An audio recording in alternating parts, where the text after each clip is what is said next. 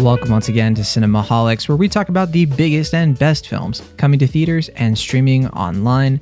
From the San Francisco Bay Area, I'm John Negroni, chief editor of Cinemaholics and film critic for Awards Watch, The Spool, and The Young Folks. From Pittsburgh, Pennsylvania, he is a pop culture writer for Cinema Blend. It's Will Ashton. Hey there. You can find more episodes of Cinemaholics, including our full archive on cinemaholics.com, including written reviews and other bonus content. Write into the show anytime. Send us an email, cinemaholicspodcast@gmail.com. We'd love to hear from you. And if you'd like to support our show, there are two main ways you can do that. You can support us on Patreon, patreon.com/cinemaholics, or you can buy some Cinemaholics merch on our merch page, which is on cinemaholics.com. We've got hoodies, mugs, t-shirts, and more. Definitely check that out in the show notes.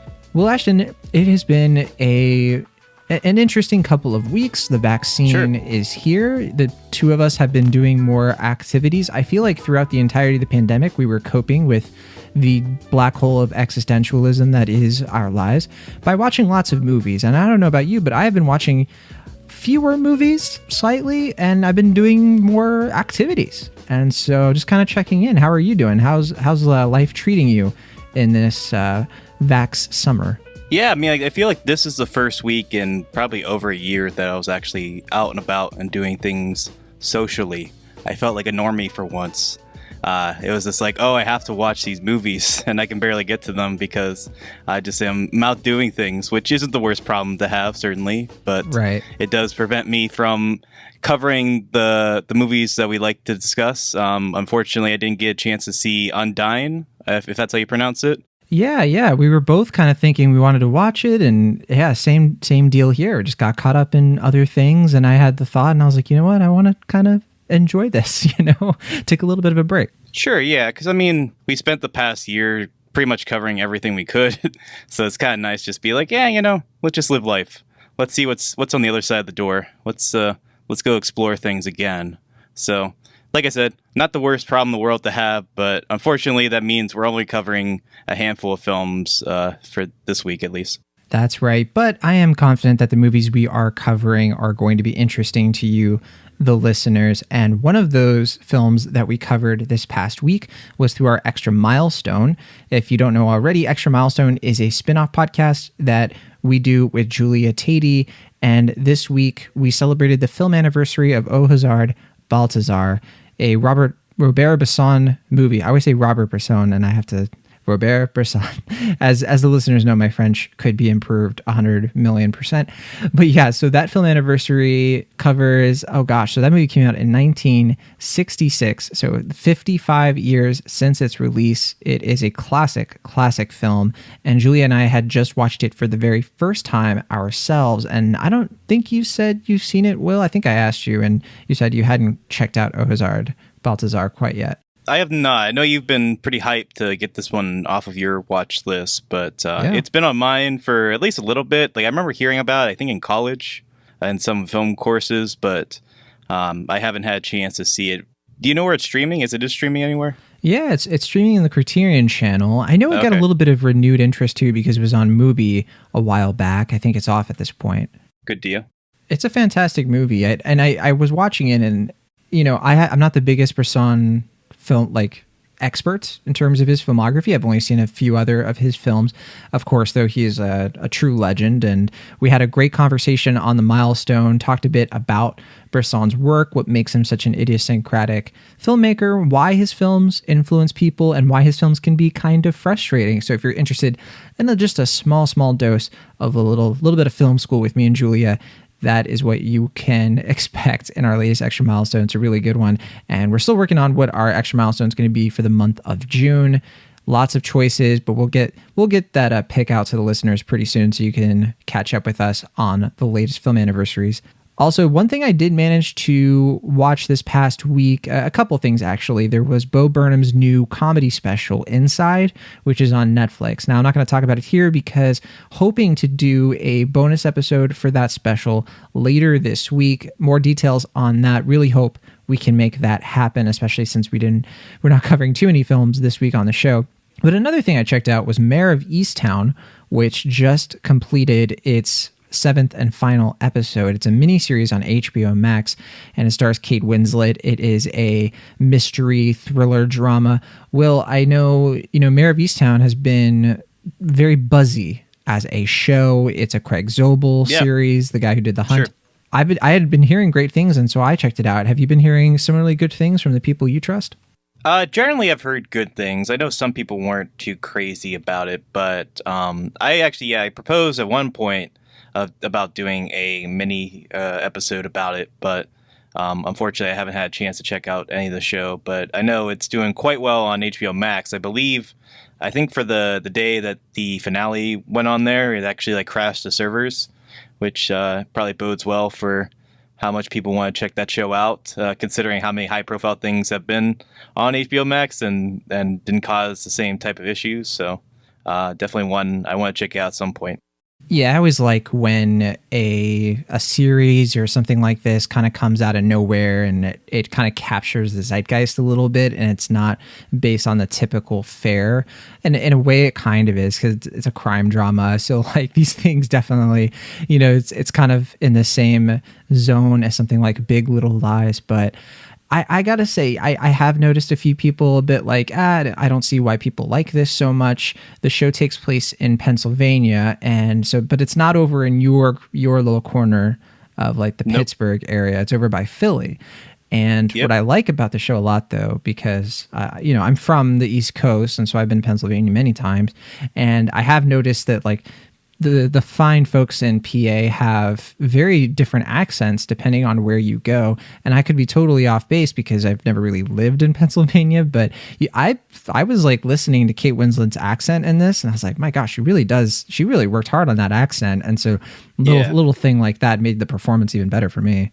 Yeah, I heard that her accent's fantastic, but almost to a detriment, because her accent is so on point that the other actors, I was going to say that, a little bit worse. Yeah, everybody else kind of sounds like they're from New York, and so it's kind of why is she sound? It's kind of funny in that way. But Evan Peters is also in this show. Guy Pearce. It's really great cast and a good mystery. It's the kind of show where it started out, and I wasn't super into it. It kind of has very formulaic, typical, there is a murder, and Kate Winslet's character Mare is this kind of cantankerous detective, and she's kind of put into this situation where she has to solve a crime, and it's nothing we haven't really seen before.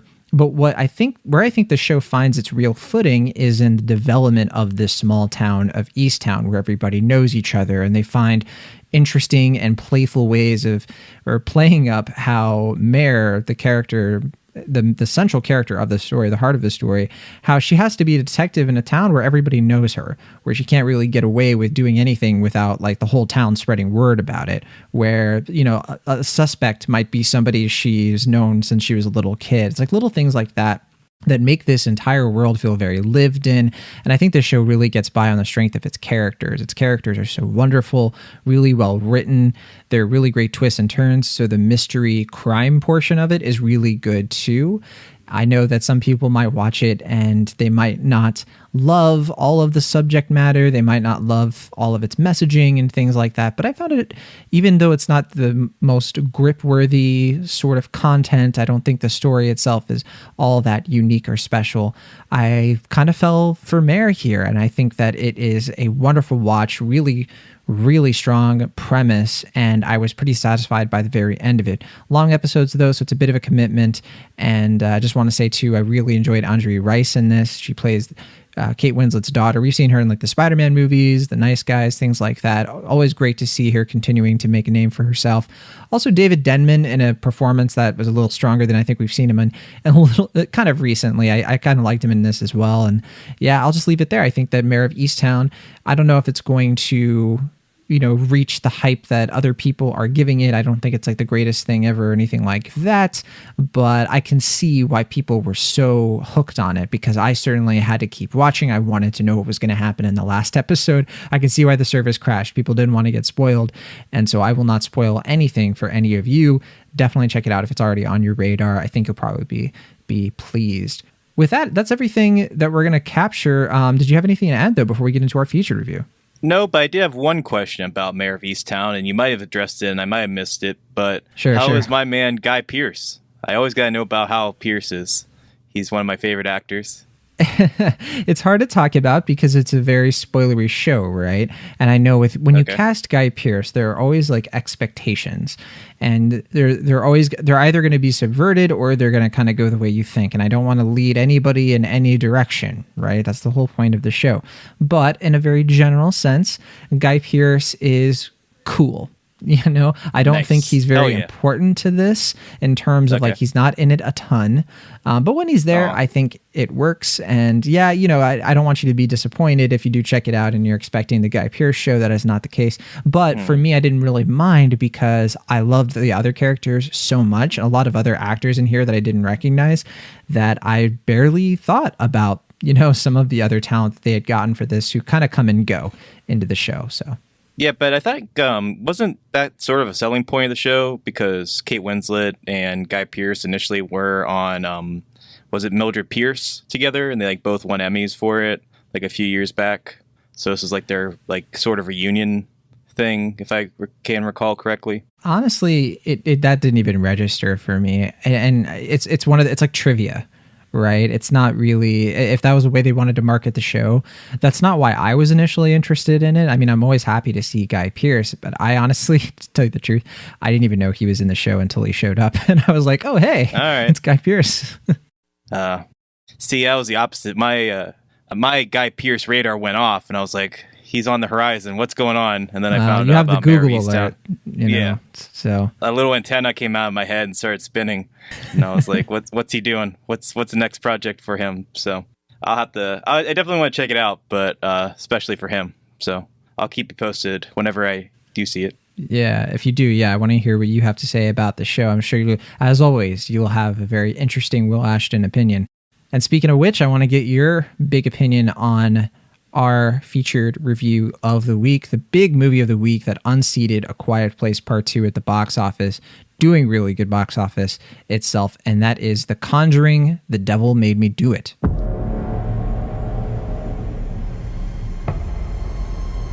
The court accepts the existence of God every time a witness swears to tell the truth.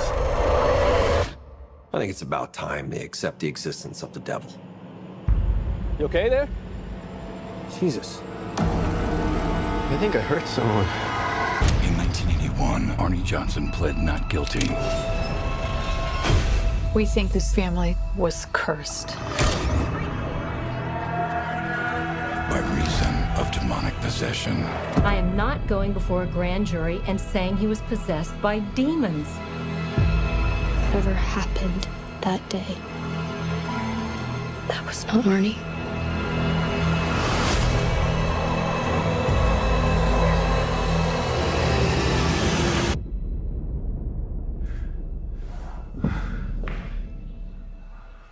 Color me your color, darling. Come off your color chart. I know where you're coming from. Coming from. Coming from. Coming from.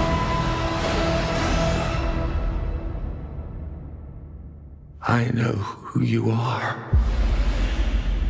So this is the third Conjuring film. If you haven't seen the first and second Conjuring, I guess we're not really going to give much away here. They're not very connected movies in terms of a like interconnected plot or it's a very episodic franchise, I guess you could say. It's a horror franchise with a lot of supernatural elements, and at this point the Conjuring verse or the Conjuring Universe has been spread into all kinds of different movies. You of course have the first Conjuring 2013, Conjuring 2 in 2016, and I like both of those movies a good bit. You also have The Nun, you have 3 Annabelle movies, The Curse of La Llorona, whose director Michael Chaves has come back to direct this film, replacing James Wan, who did the first 2 Conjuring movies. And I guess we can start there. So Michael Chaves is a visual effects artist, and you can really tell with the third Conjuring, he's really amplified everything quite a bit. We're still following the Warrens, of course. I mean, I don't think it would be a Conjuring movie without them at this point. Ed and Lorraine Warren are once again portrayed by Patrick Wilson and Vera Farmiga, who are paranormal investigators who in this movie are trying to solve an exorcism gone wrong, and one that could prove to ruin the life of one of these latest victims in a spooky haunting with all kinds of twists and turns related to satanic cults, and a child who gets possessed in the very beginning of this movie, a court case actually that happens in this movie, which I was not expecting. I have to be totally honest with you. I was not super well versed in the title of this film and the history behind it, because this takes place in the 1980s, and there's this famous case where a man said, "The devil made me do it," defense, in order to I don't want to say get away with murder, but to defend himself in a murder trial. And so that's kind of the hook for this movie, kind of not at the same time. This movie was supposed to come out in September of last year. It was delayed due to the pandemic. So now Warner Brothers is releasing this in theaters and on HBO Max. Even more impressive to me that it's making as much money as it is when you can just watch it on HBO Max right now. So that tells you the power of horror cinema, especially in a summer where I think people are getting reacquainted with the theatrical experience. But I gotta say, I was looking at, the chatter for this new Conjuring movie. Not a lot of reviews for it I was seeing in terms of like people featuring it or talking about it. The local theater here is still playing A Quiet Place. They're not playing this Conjuring movie. They don't have a lot of screens. And I find it kind of interesting. It almost kind of feels like people are conjuring doubt, at least culturally. But then when you actually look at the box office, audiences seem to disagree. They seem to be all in. What do you make of that at this point? Yeah, I mean, I honestly kind of forgot that they were doing another Conjuring movie until I want to say like a week ago when the devil made them do it, and the devil of course being, Warner Brothers. Yes. But when I saw the trailer when I saw the Quiet Place Part 2, there was a trailer for this film during that. I was like, oh yeah, the Conjuring movie. When is that coming out? And then, it said like June 4th. Tomorrow. I was like, oh yeah, that's coming out this week. So yeah, it wasn't really on my radar. I knew it was happening, but I thought it was happening later in the summer for whatever reason. So, yeah. And then it was also kind of weird for me because I knew In the Heights was coming out this coming week, and that's also a Warner Brothers release. And I was like, oh, that's like their big June film. So I didn't even think they would have anything else coming out this month. And also like June, I mean, I know these movies tend to come out in the summer, but it also just feels weird that they have a high profile movie coming out at the beginning of June, which I know is precedent for the other films, but still always feels a little weird for me. Like there are 2 major horror movies in theaters right now, but whatever. Yeah, so it wasn't on my radar either, I will admit. Yeah, it's very odd because, I mean, it's definitely a different movie from In the Heights, and of course we're going to talk about that movie soon, but yeah, I was very surprised. I was like, oh my gosh, they're like kind of back to back here. But regardless, let's talk about The Conjuring, The Devil Made Me Do It. And I want to start with the first 2 movies. I already mentioned that I kind of like those movies. I really like the second one. That's my favorite one. I like that they went to London for it. It was kind of a different location. I like that they expanded the mythology of it more. And I think what I like about these movies in general, I mean, they're very popcorn cinema in terms of, the horror elements of it are very basic in a fun way. And I think they're schlock, but in a way that I personally enjoy. In this movie, though, I think where I struggle with this one is that you kind of lose a lot of the nuanced touches of James Wan. Like the way that he's able to sort of kind of quiet the movie down and pace it so that everything feels all the more effective, even though I won't say that those first 2 movies are astounding or anything in terms of atmosphere. This third one, I don't know, I felt like I was in kind of a comic book world. I felt like I was in a world that had completely lost touch with any sort of, precept for, based on a true story, which they always try to hype up with these movies. And of course, unbelievably loosely based. I mean, obviously, there's not much truth to be had in any of these films, but that's fine because they're kind of fun for what they are. But what did you think, Will? Did you enjoy this one? Not especially, no. But for some reasons you're suggesting and not others, I did quite enjoy the first Conjuring when it came out. I haven't revisited it since, and I wasn't looking at the time as like, oh, this is this major franchise starter. I was just like, hey, this is kind of a cool throwback horror movie that is made by a pretty established horror director, and he was coming at a point in his career where it felt like he was kind of finalizing what he really wanted to do as a filmmaker. Obviously he had like Saw and Insidious before that, but they kind of felt like stepping stones to this movie, and it was like, okay, here's a director really flourishing and coming into his own as a filmmaker. With Conjuring 2, I felt it was just more of the same, but to lesser results. I thought overall the film was fine. I know you're a big fan of it, probably the biggest fan that I know, I will admit. I found it to be, it was like I just remember it being pretty baggy and a bit repetitive. Like, it felt like every scene was starting to be structured in a certain way, which is something I have noticed with the other Conjuring movies, and I feel like that's primarily why they feel like diminishing results, is that they tend to kind of have this similar format scene by scene where they amplify or they downplay the music, and everything has like this kind of like quiet, subdued tone, and then like they do something where it's like, oh, something's going to come out there, but then behind them is the real thing, and it's effective at first, but especially in this movie, it's just like, okay, like I get it, I know what you're going to do, and by this point, it just felt kind of dull, especially considering that I do enjoy the performances from Vera Farmiga and Patrick Wilson as the Warrens. I know they kind of play him as like a like squeaky clean version of the Warrens, where they have like pure hearts, and there's something almost kind of endearingly cheesy about how much they clean up their image. Even though you can read a lot about the actual Warrens, and they weren't exactly great people, and I think we can leave it at that. But in the film themselves, or in these films, they're enjoyable, but it just kind of felt like by this film, like I could kind of just see in their eyes that they didn't really have much they could do at this point. It just kind of felt like it didn't feel like they were phoning it in. Like I still think there is a like kind of warm chemistry that they share, but it did kind of feel like they were starting to go into the motions in a way that even in something like Annabelle Comes Home, I still feel like there was some spark into their performance. By this point, it just kind of felt like they were like season 5 into a series, and it's just like, we'll show up, we'll do the job, but we're not really like, there's not a whole lot we can really do with these characters at this point, because they aren't really ever fully fleshed out. They're just kind of there to, get the events going, kind of bring the exorcisms on, get everything up and moving, basically. And, after a point, it just kind of feels a bit worn out. And even though this is only the third Conjuring movie, it feels like the 15th, considering all the sequels and spinoffs that we've gotten at this point. And I don't know, it just felt a bit tired at this point. Not like incompetent or anything. It wasn't as bad as The Nun, which I happened to see last year at the drive-in. A bit of a disadvantage because I saw it after seeing The Exorcist for the first time, which gets a call back or a call out in this film at the beginning. Yeah, big time. Yeah. And, I see The Exorcist for the first time, and I'm like, yeah, this is an amazing movie. And then you see The Nun, and it's just like, this might be one of the worst horror movies I've ever seen. Really? I still contend the Nun is pretty fun gothic horror, but that's where we disagree, I guess. Like I said, I saw it after The Exorcist, so, that's a tough act to follow. It's like going from steak to, the cinnamon crisps at Taco Bell. Yeah. Right. Well, yeah, I was going to say, I won't besmirch Taco Bell. I'd say it's like getting like a warmed over, like $1 sandwich at McDonald's after eating like a fine, pristine steak. It's just kind of like, this isn't quite the same.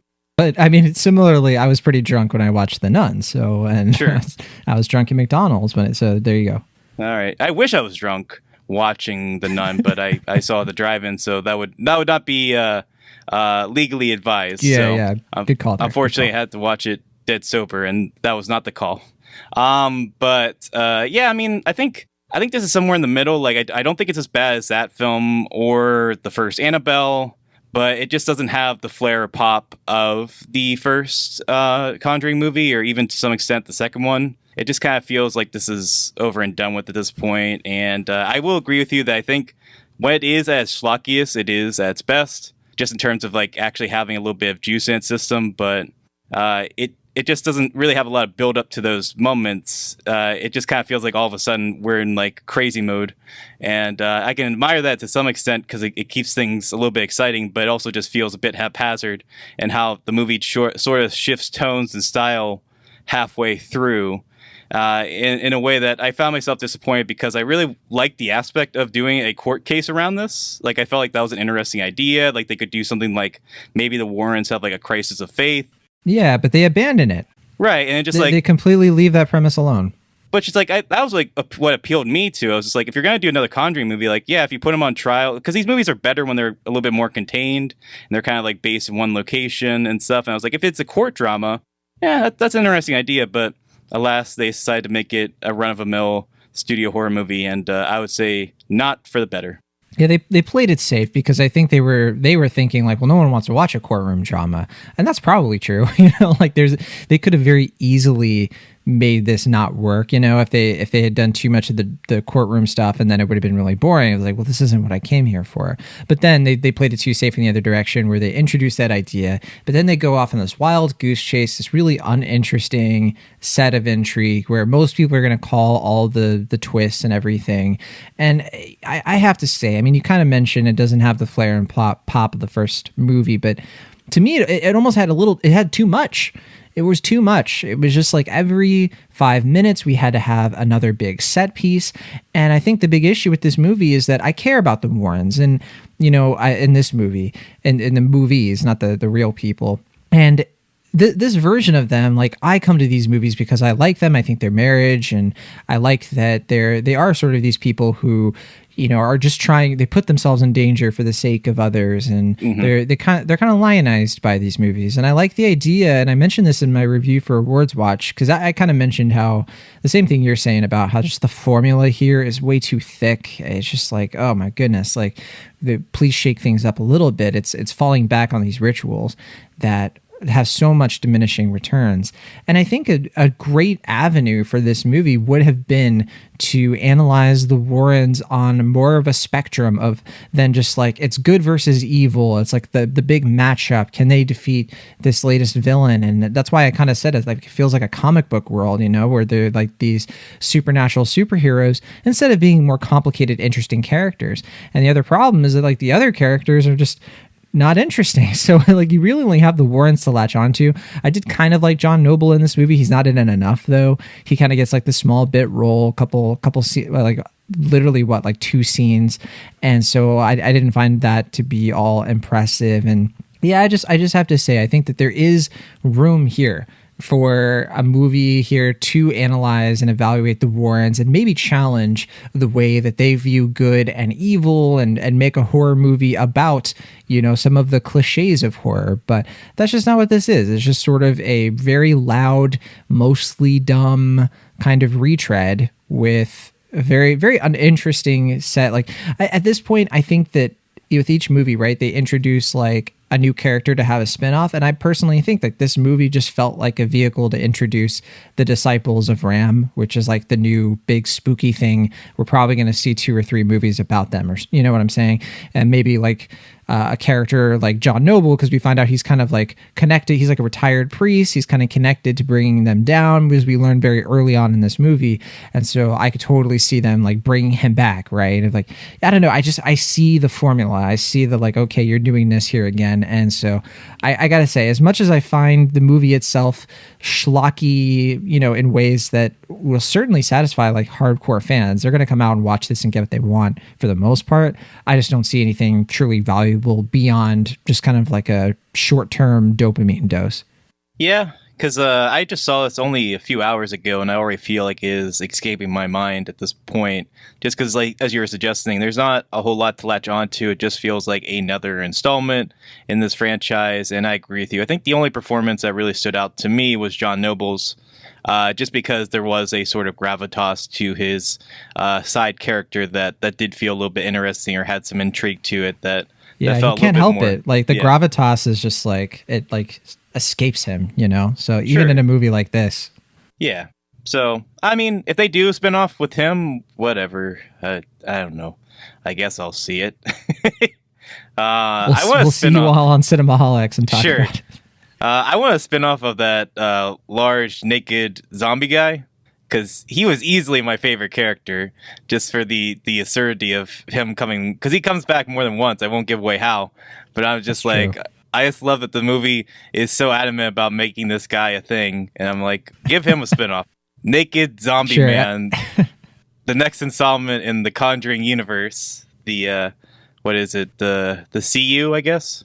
Conjuring. The CU, the Conjuring, CCU, the TCU, probably. Yeah, the Conjuring Cinematic Universe. So, give that guy a 4-picture deal. Otherwise, yeah, I don't know. I'm kind of spent on the Conjuring movies, which is a shame because, like I said, I like that first movie fine. I think it's a pretty fun, enjoyable popcorn horror movie. But this one just felt like no one really cared or put that much energy into it, or really had a take that felt interesting, which is a shame because I think the core premise could have been cool if they were willing to make it about the court drama itself, which is the actual, thing that's based on a true story, quote unquote, as they say at the beginning. But alas, what can you do? Yeah, they just couldn't conjure up a good time, I suppose. At least for us. But if you like The Conjuring, let us know and tell us your reasoning for why you might like it a little bit more than we did. Now, I didn't hate this film. I think that it's just kind of like pretty mediocre. I'm a pretty low C+, and so I thought about a C, but I'll admit, there were a couple little jump scares that were effective. It's not like this thing's a big old dud. And so, like I said before, I think the hardcore fans are going to get enough out of it that's going to justify the price of admission. But beyond that, I just don't see this really making any sort of impact, which for me is a shame because, like you said, I really liked The Conjuring 2, much to the dismay of other people in the world who apparently didn't like that movie as much. I don't know. But I stand by it. I think that's a fun movie. So. And I like the first one too as well. And I like The Nun. Maybe I'm just an easy mark for these movies. Maybe that's what it is. I guess. But all right, Will, what's your grade? Yeah, I mean, I'm a little bit lower, but not too much lower. I gave it like a plain old C, just because when I was watching, I didn't necessarily hate it. I found myself kind of dulled by it, but nothing like terribly offensive. It is fairly watchable, and for the most part, it seems somewhat competently made, even though it does favor the more garish side of the franchise's touches, as opposed to kind of the more subdued, slow burns that I liked from the first movie. But in any case, I do agree with you that I like that the movie is willing to have at its core a functional, healthy relationship between two like middle-aged people, like just in our sort of adolescent movie landscape. It is something kind of quaint and sweet about having that be the focus of these long-spanning movies. But as you were suggesting, like I feel like there needs to be a little bit more put into that relationship to make it compelling at this point. They're just kind of doing the same thing over and over again to the point of formula, and it just doesn't really feel like anyone's committed to enough to make this stand out in any particular way. So yeah, just a shoulder shrug C of a film for me. Yeah, I mean, I forgot to even mention the fact they kind of work in their age. They're getting a little bit older. They're not as spry.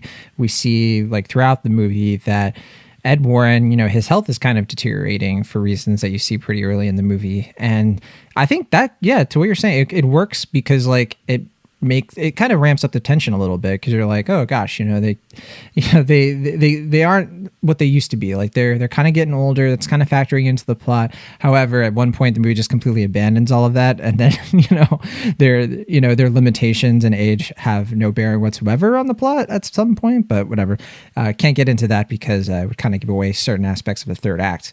That said, yeah, I mean, this is the flagship of the series, so it's a bit of a disappointment that. It's for me, it's such a big departure, but it's doing well at the box office so far. I mean, it's made like the second lowest of the Conjuring movies. To be fair, it debuted at 24 million in North America. It's doing well internationally, so it's at like 57 million worldwide, which is really good, for the pandemic curve. And also the fact that, like we said, it's on HBO Max. But it's the reviews are probably hurting it a bit. Probably kind of keeping it from making even more money, and we'll see in like the next few weeks if it kind of tapers off pretty fast. But it has a 60% on Rotten Tomatoes, which isn't terrible. So I think that's probably good enough for people who are already fans of the series. And so yeah, you can check it out now on HBO Max or in theaters. It is just 112 minutes long, not too long. let's get into a movie that is very different. A movie that actually I don't think could be any more different from The Conjuring, because this is a documentary called All Light Everywhere. This is a documentary that was written and directed by Theo Anthony. And he went into this documentary. We both watched this at Sundance this past year. And so it's now getting a wider release and by Super LTD. And this documentary, Theo Anthony went into it. You can kind of tell he had a bit of a goal here with this movie, where coming out of the Freddie Gray murder and a lot of the police brutality that we've been seeing kind of more than ever because of the proliferation of social media. Of course, we had George Floyd last year, and we had Breonna Taylor. We just have all of these instances where continuously the police are inflicting harm on people, on Black people. And there's this call to hold the police accountable. And so one of the things we've been seeing over the last 6 years to ramp up efforts to de-escalate violence is to have police officers wear body cameras. And that's where this documentary comes in. And Theo Anthony had the idea where he was kind of looking into the body camera industry, how it works. And he was initially intrigued by the fact that, hold on, wait a minute, one of these companies called Axon is a weapons company. I think it was Axon that was the weapons company, but one of the companies producing the body cameras also makes weapons. And so he started to see a bit of an interesting, it kind of raised his eyebrows a bit, and it kind of made him wonder, what is the underlying thesis behind these body cameras? How are they being utilized? And as he sort of uncovers that in this documentary, we see really this proliferation of a surveillance state and a lot of biases in favor of using body cameras or weaponizing them in a way to actually hold the police less accountable in ways that you see as you watch this documentary. And I found this documentary to be pretty fascinating, kind of a hard watch in certain places, I'll be totally honest. But what did you think of All Light Everywhere? Yeah, I mean, I was the one that was pushing for us to cover it on the show, just because I know when I thought back on the movies from Sundance this year that really just sunk under my skin and made some sort of indelible impact, this is certainly one of them. Maybe because I wasn't really sure what to expect from this. I hadn't seen Rat Film, Theo Anthony's previous film. But I think I've seen other movies that are sort of influenced from it. I know the style is very individual to him, but does seem like it is paving a way for documentaries to be filmed or from a new perspective, fittingly enough, in documentary films moving forward. And I just remember when I saw it at the festival, I was basically on my last leg, just barely keeping up at that point. I was probably at least 30 films deep into the festival, so I saw it pretty late at night, and I wasn't 100% sure if I could finish it, but as it went along, it just really sunk in to the point where by the end of it, I just felt wide awake, completely wired in a way that I was just ramming it, just thinking so much about what the film is saying, how it's tackling this topic in a way that's broad reaching, but it's also, as you're suggesting, fairly specific, very pointed, has a very key perspective that it wants to say, but it is allowing itself to also kind of ask some bigger questions that really I found to be a fascinating, worthwhile watch. And I think it is pretty fittingly damning of the subjects that it wants to be damning towards, but it's also asking some other questions that really just allow you to have a curious perspective on objectivity and surveillance culture in a way that is making it one film that I've thought about a lot throughout this past year. Yeah, I mean, ultimately, this is a movie about power, right, as you're watching it. And it's about the power of who decides what quote-unquote objectivity is.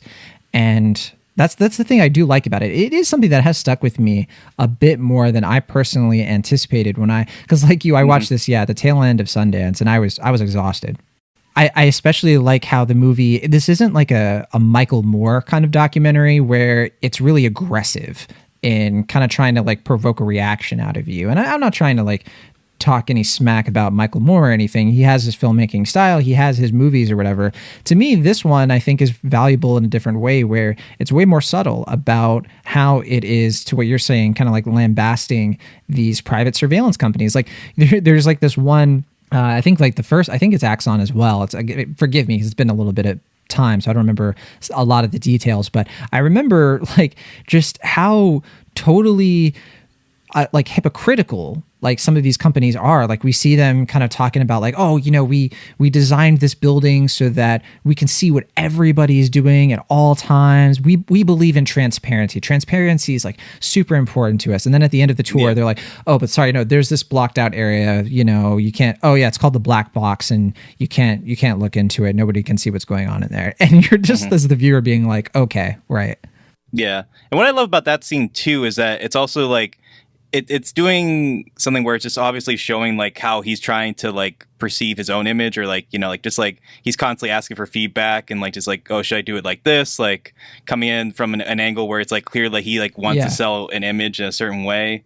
And it is like pretty nakedly transparent, which is obviously fitting of the film, but it also just, without like really forcing anything, just lets him kind of just say everything we need to know from him as a person, just from watching how he wants to perceive, or he wants us to see him. And it just, it just shows that Theo Anthony, I think, is a very interesting filmmaker. And I mean, obviously, I think in addition to everything we're talking about, this is a film in a way about filmmaking as well, because is there any real way to have objectivity in filmmaking is a question that the film is obviously, I think, asking in many respects, even from him, in a way that could be a little, like, I guess, oblique, but it ends a way that feels fairly hopeful unexpectedly. So I think what it's saying about there, I guess it could have been a little bit more explored from that angle, but the fact the film is talking about so much in a fairly short span of time, I am willing to be forgiving. I can forgive the film for not diving into that aspect as much, but it is something that also raises a lot of interesting questions as well.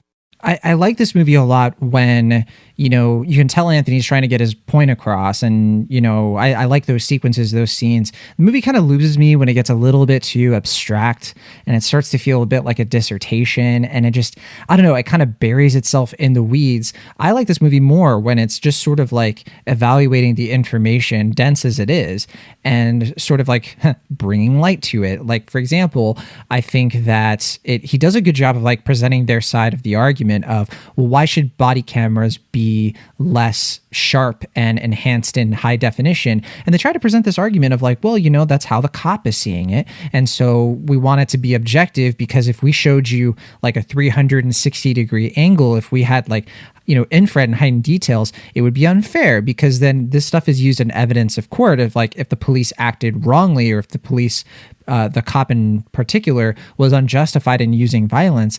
And the movie doesn't like outright say this, I don't recall, but I remember thinking while watching that, being like, well, isn't that the point? Like, these cameras should capture exactly what is going on. And if the police officer fell short of that and wasn't able to like deal with that, then they should be reprimanded, at least in some way, of like, well, clearly this was a situation where, you know, first of all, like, we see the world in very high definition, right? Like, I don't know, it felt like it was a company with an agenda of trying to sort of like protect bad apples. And I like that the movie didn't like say it like too aggressively, so you felt like it was preachy. It was actually just sort of like provoking you to think for yourself in these cases and kind of like make your own conclusions. But yeah, just to reiterate, I thought the movie just it became a bit too of a mosaic. And so like, I don't know, there were certain like threads of it that I didn't feel I got a total grapple on. That could be that me being more frustrated by it and perceiving it as a mess, when it could have been a little bit more of a cohesive feel that I just didn't pick up on. However, I will say that is something where you and I tend to differ on movies. Like, you like Tree of Life and I don't, you know, that like that kind of filmmaking style sometimes loses me. But yeah, what do you think? Yeah, I mean, that's basically what I was going to add, which is that I can understand that if you wanted something that had a little bit of a tighter thesis, I can understand that something like this can be a little bit too varied, or is trying to do a little bit too much with so little amount of time. But at this point in my life, at least, and I guess for the past few years, if we're talking Tree of Life, I tend to value a film that is willing to really paint with a broad stroke and like talk about a lot of things at once and maybe not tackle everything with the same weight and honesty, rather than something that just is so keenly focused on one topic or issue and doing it like fairly well, but not really having as much to say or causing as much thought or provocation. So I ultimately do value a film like this that is able to really dive into a lot of things at once, kind of get its own head a little bit too much in a way that I ultimately find admirable. Some people might find it a little too excessive, but what can you do? I like what I like, and this is a film I like. For sure, for sure. And it's a film I like, but with caveats, for sure. And I think it's because I think the material that I like so much that I ultimately come out recommending it because, like I've said, I mean, I think that when this movie is talking about objectivity and how objectivity is becoming like a product, like it becomes something that people are selling, there's just something so inherently fascinating about that to me. And I think that like getting into the details is definitely valuable because you're able to say like, here is the science behind like our optic nerve and how like four people can look at a situation, have a completely different takeaway. And that can be very scary, but you know, it can also be kind of humbling too. Yeah, I love that stuff like that where it is able to just like focus so keenly on like something like that is a detail that I think most filmmakers would probably just ignore, but it's clearly something that Theo Anthony finds interesting and wants to incorporate. And you know, some people just may be like, I don't know what's the point of adding that in, but for me it's just like that's the key to the whole thing. That's what makes it really so fascinating, interesting to me, and it just shows that I think Theo Anthony is just going to have a pretty amazing filmmaking career if he continues on this trajectory. I totally agree. You know, I think that I think this movie is very insightful, and we're probably, you know, it's difficult because I know this subject matter is extremely contentious. You know, you have one side that feels like the police are being unfairly, you know, targeted and are kind of under an existential threat by like the culture, because the culture is demanding, you know, in some cases, police be defunded, police be abolished. And I mean, there's fringe elements that are kind of all over the place on that. There's some people who are like, we just need to fix this problem. And then on the other side, people are feeling like we have to make sure that the police don't go away and that no, you're overblowing it. And like there's this big debate, you know, going on. And, you know, I certainly have my opinions on it. And I think this documentary, clearly, like Anthony isn't trying to hide behind what his stance is or anything, but I do appreciate that he is like exploring, well, you know, even the solutions, like solutions with good intentions, ones that can make everybody happy in theory, certainly have to be evaluated and they have to be dissected and shared. And so if a movie like this can sort of educate people on some of this material, you know, or make people rethink a position they had before, or affirm something that they believe, but weren't sure how to articulate it to others, and then have like the tools necessary to sort of talk to people about this in good faith and actually discuss ways where these problems can be addressed.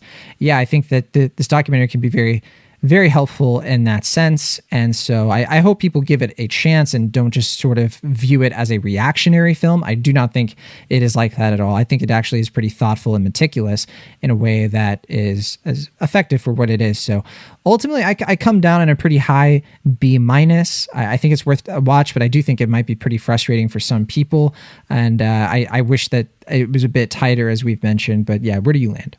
Yeah, I mean, I was hoping it'd be a little bit higher by the end of this conversation, but I can understand, you know, it is, you were suggesting, a film that is a little bit haphazard in terms of just trying to say so many things at one particular time, to the point where it might, for some people, undermine what it does effectively in other kind of key, smaller pockets of the film. But I don't know. I ultimately found it to be pretty effective in a broad sense, just as far as what it is able to say and how much it's able to say as a fairly dense documentary work. As you're suggesting, I think it has a pretty clear perspective as far as what it wants to say.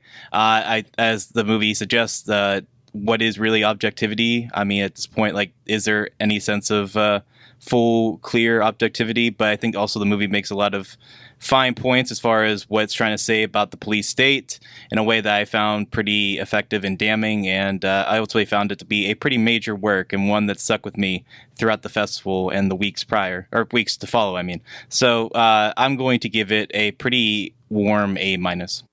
All right. And I'll be honest with you. I'm working on my top films of 2021 so far list, since we are getting into the halfway mark of 2021.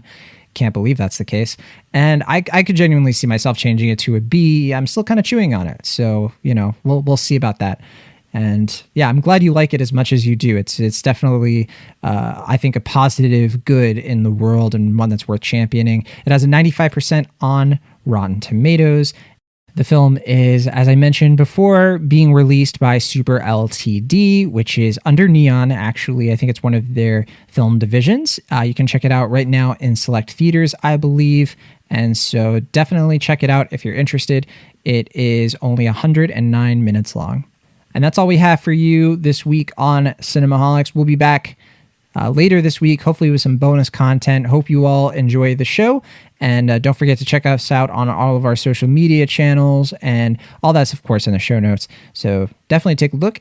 If you want to connect with us a little bit further, we'll be back next week to talk about In the Heights and possibly the amusement park. Yeah, we'll see what happens. We're still kind of figuring out our schedule for the week, but definitely watch this space, and we will see you all later.